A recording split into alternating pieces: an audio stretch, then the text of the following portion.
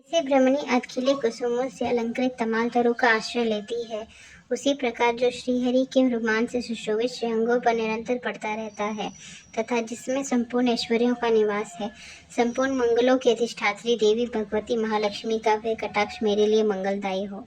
जैसे भ्रमणी महान कमलदल पर मंडराती रहती है, उसी प्रकार जो श्रीहरि के मुखारविंद की ओर बराबर प्रेम पूर्वक जाती है और लज्जा के कारण लौट आती है, समुद्र कन्या लक्ष्मी की वह मनोहर मुग्ध दृष्टि माला मुझे धन संपत्ति प्रदान करे। संपूर्ण देवताओं के अधिपति इंद्र के पद का वैभव विलास देने में समर्थ है। मधुहंता श्रीहरि को भी अधिकाधिक आनंद प्रदान करने वाली है तथा जो नील कमल के भीतरी बाग के समान मनोहर जान पड़ती है, उन लक्ष्मी जी के अधखुले नेत्रों की दृष्टि क्षण भर के लिए मुझ पर थोड़ी सी अवश्य पड़े। हे भगवान विष्णु की धर्मपत्नी श्री लक्ष्मी जी के नेत्र हमें ऐश्वर्य प्रदान करने वाले हों, जिनकी पुतली तथा बैरोनिया अनंग के वशीभूत हो अधखुले किंतु साथ ही निर्दिमेश अपलक नैनों से देखने वाले आनंदकन श्री मुकुंद को अपने निकट पाकर कुछ तिरछी हो जाती है।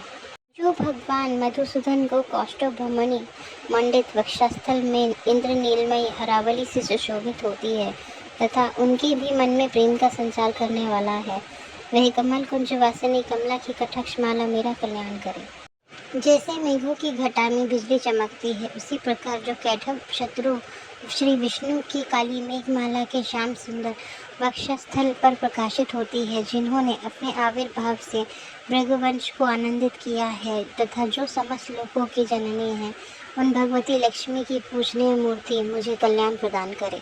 समुद्र कन्या कमला की वह मंद अलस मंथर और अर्धनुमिलित दृष्टि, जिसके प्रभाव से कामदेव ने मंगल में भगवान मधुसूदन के हृदय में प्रथम बार स्थान प्राप्त किया था, यहाँ मुझ पर पड़े।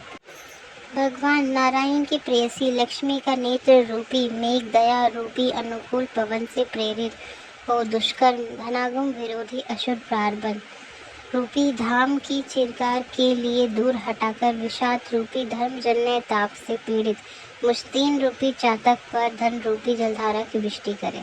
विशिष्ट बुद्धि वाले मनुष्य जिनके प्रीति पात्र होकर जिस दया दृष्टि के प्रभाव से स्वर्ग पद को सहज ही प्राप्त कर लेते हैं, पद्मासना पद्मा की वह विकसित कमल गर्भ के समान कांतिमयी दृष्टि मुझे मनोवांछित पुष्टि प्रदान करे। जो सृष्टि लीला के समय वाग देवता ब्रह्म शक्ति के रूप में विराजमान होती है तथा प्रलय लीला के काल में शाकंभरी भगवती दुर्गा अथवा चंद्रशेखर वल्लभा पार्वती रुद्र शक्ति के रूप में अवस्थित होती है, त्रिभुवन के एकमात्र पिता भगवान नारायण की उन नित्य यौवना प्रेयसी श्री लक्ष्मी जी को नमस्कार है। माता शुभ कर्मों का फल देने वाली श्रुति के रूप में आपको प्रणाम है। रमणीय गुणों की सिंधु रूपा रति के रूप में आपको नमस्कार है। कमल वन में निवास करने वाली शक्ति स्वरूपा लक्ष्मी को नमस्कार है तथा पुष्टि रूपा पुरुषोत्तम प्रिया को नमस्कार है। कमल वंदना कमला को नमस्कार है। शिर सिंधु सभ्यता श्री देवी को नमस्कार है। चंद्रमा और सुधा की सगी बहन को नमस्कार है। भगवान नारायण की वल्लभा को नमस्कार है। कमल सदृश नेत्रों वाली माननीय माँ, आपके चरणों में किए गए प्रमाण संपत्ति प्रदान करने वाले, संपूर्ण इंद्रियों को आनंद देने वाले, साम्राज्य देने में समर्थ और सारे पापों को हर लेने के लिए सर्वथा उद्यत है, वे सदा मुझे ही अवलंबन दे, मुझे ही आपकी शरण वंदना का शुभ अवसर प्राप्त होता रहे।